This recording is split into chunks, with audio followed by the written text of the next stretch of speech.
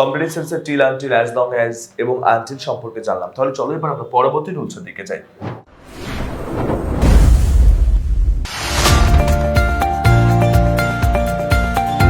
পরবর্তী রুলসটা কি আছে দেখো। পরবর্তী রুল নাম্বার 10 আমাদের কি দেখো with a view to look for to. চমৎকার একটা rules, with a view to এবং লুক ফর টু। এটা দুর্দান্তভাবে শিখে রাখলে তোমার বাস্তব জীবনে অনেক কাজে লাগবে, কমপ্লিট সেন্সে কাজে লাগবে, রাইট ফর্ম ভার্বে কাজে লাগবে। এগুলো না একটা জিনিস শিখলে অনেক অনেক বেশি কাজে লাগে। দেখো আমরা দেখতে পাচ্ছি with a view to look for to. এই যে শব্দটা তুমি শুনলা, তোমাকে কি জানতে হবে না এটা বাংলাটা কি হয়? তাহলে চলো আমরা বাংলাটা জেনে নিই। With a view to look for to Bangla হলো জন্য বা কারণে। দেখো তুমি দেখতেই পাচ্ছ with a view to look for to Bangla হলো জন্য বা কারণে। যদি কখনো জন্য বা কারণে উইথ এ ভিউ টু থাকে তাহলে বুঝে নিবে এটা বাংলা হবে জন্য বা কারণে। আবারও বলছি with a view to look for to জন্য বা কারণে। একটা বাংলা হয় উদ্দেশ্য। উদ্দেশ্য, এই উদ্দেশ্য শব্দটাও মনে করো তোমার কি হয় যে এটা বাংলা হয়ে থাকে উদ্দেশ্য, যেটা উদ্দেশ্য হয়ে থাকে জন্য কারণে উদ্দেশ্যে, এরকম ভাবে প্রকাশ করে এই with a view to look for to. তারপর দেখো আমরা চলো পরবর্তী রুলসের দিকে দেখাই। তারপরে যদি কখনো উইথ এ ভিউ টু বা লুক ফর টু দেখো তাহলে জন্য বা কারণে বলবা, কিন্তু এর পরবর্তী রুলস গুলো আমাদের আসলে এটা থাকলে কি করতে হয়।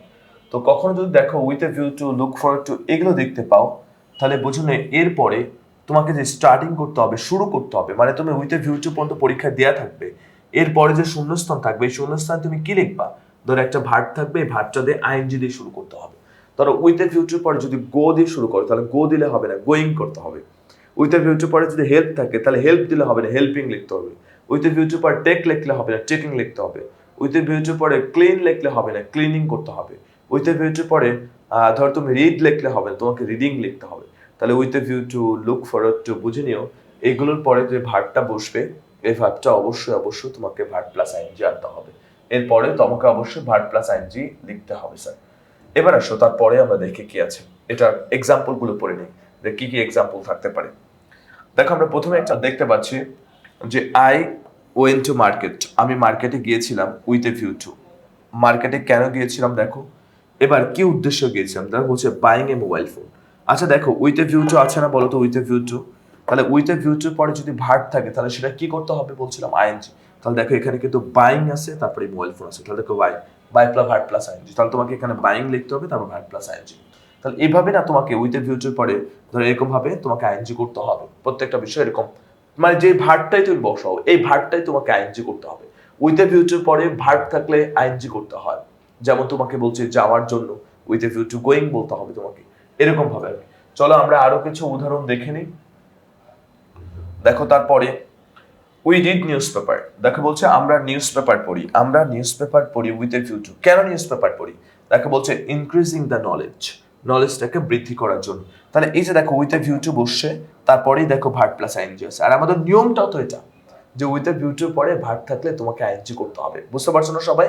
ঠিক এরকম ভাবে তোমাকে ভার্ব প্লাস আইএনজি করতে হবে। তাহলে চলো আরো আমরা উদাহরণগুলো দেখে নিই কিছু উদাহরণ। যেমন দেখো উই লার্ন ইংলিশ। দেখো বলছে আমরা ইংরেজি শিখি, আমরা ইংরেজি শিখি উইথ এ ভিউ টু। তাহলে বলতে এখানে কিছু দেয়া নেই, তাহলে আমরা শিখতে হবে। তাহলে উইথ এ ভিউ টু আমরা ইংরেজি শিখি। তুমি বলছো চাকরি পাওয়ার জন্য, তাহলে চাকরির ইংরেজি পাওয়ার ইংরেজি কি গেট না বলো তো? তাহলে তুমি যদি বলো getting a good job, getting a good job বলো যে আমি একটা ভালো চাকরি পাওয়ার জন্য এই ইংরেজি শিখছি, তাহলে তুমি গেটিং এ গুড জব বলে দিলে উত্তর হয়ে যাচ্ছে স্যার।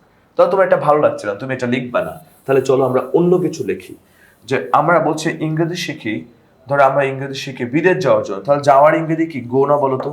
তাহলে তুমি এখানে গোয়িং বলছো, তারপর না তুমি অ্যাব্রোড ব্যবহার করবা, গোয়িং অ্যাব্রোড বিদেশ যাওয়ার জন্য, তাহলে গোয়িং অ্যাব্রোড বলে উত্তর হয়ে যাবে। তুমি এভাবে যদি অসংখ্য বাক্য তৈরি করতে পারবে, ধরো এটাও তোমার ভালো লাগছে না, তুমি চাইলে আরেকটা দিতে পারো। যেমন বলছে আমরা ইংরেজি শিখি ধরো ইংরেজিতে কথা বলার জন্য হতে পারে, অথবা তুমি বলতেছো আমরা ইংরেজি শিখি ধরো খবরের কাগজ পড়ার জন্য, ইংরেজি খবরের কাগজ পড়ার জন্য। তাহলে পড়ার ইংরেজি কি রিড, তাহলে তুমি বলো রিডিং ইংলিশ নিউজ পেপার। তাহলে তুমি রিডিং ইংলিশ নিউজ পেপার বললেই উত্তর হয়ে যাবে। ধরো ইংলিশ নিউজ পেপার বলছো, তাহলে ইংলিশ নিউজ পেপার। তাহলে এভাবে না তুমি উইথ এ ভিউ টু বা লুক ফর টু যখনই আসবে বুঝে নিবা তোমাকে এরপরে ভার্ব প্লাস আইএনজি আনতে হবে। With a view to look for to পরে ভার্ব প্লাস আইএনজি হয়, এই কথাটা তোমার মাথায় রাখতেই হবে। এই তিনটা উদাহরণ জানলেই মোটামুটি আমরা কাজ করতে পারবো with a view to look for to নিয়ে। তো এরকম ভাবে তুমি with a view to look for to দিয়ে যে আমরা যেমন শিখলাম যে with a view to look for to পরে ভার্ব প্লাস আইএনজি করতে হয়, এরকম ভিডিও যদি তুমি আরো অনেক বেশি পেতে চাও, আরো অনেক বেশি জানতে চাও, তাহলে তোমাকে ছোট্ট একটা কাজ করতে হবে। আমাদের ইংলিশ টক স্কুলের এই পেজটাকে লাইক দিয়ে রাখতে হবে এবং আমাদের ইউটিউব চ্যানেলে গিয়ে একটা সাবস্ক্রাইব করতে হবে। তাহলে তুমি নতুন নতুন ইংরেজি শিখতে পারবা, জানতে পারবা, যেগুলো অনেক বেশি হেল্পফুল হবে, অনেক বেশি উপকার হবে তোমার জীবনে। সেটা পরীক্ষাতেও কাজে লাগবে, পরীক্ষা ছাড়া যখন তুমি ইংরেজি শেখার ট্রাই করবে, ইংরেজিতে কথা বলতে যাবে, সেখানেও কাজে লাগবে। সবাই ভালো থাকবা, সুস্থ থাকবা, ইংলিশ টক স্কুলের সাথেই থাকবা। আল্লাহ হাফিজ।